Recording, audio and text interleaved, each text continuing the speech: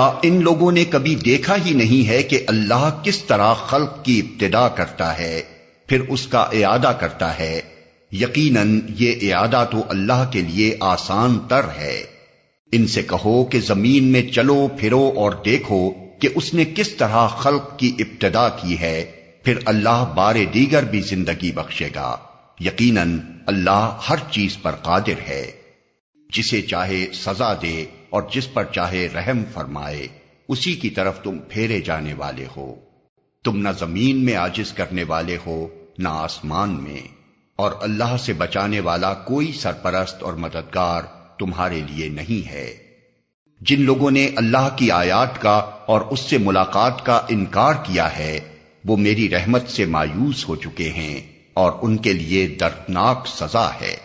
پھر اس کی قوم کا جواب اس کے سوا کچھ نہ تھا کہ انہوں نے کہا قتل کر دو اسے یا جلا ڈالو اس کو۔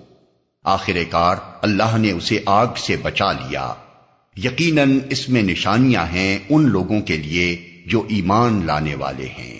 اور اس نے کہا تم نے دنیا کی زندگی میں تو اللہ کو چھوڑ کر بتوں کو اپنے درمیان محبت کا ذریعہ بنا لیا ہے، مگر قیامت کے روز تم ایک دوسرے کا انکار اور ایک دوسرے پر لعنت کرو گے، اور آگ تمہارا ٹھکانہ ہوگی اور کوئی تمہارا مددگار نہ ہوگا۔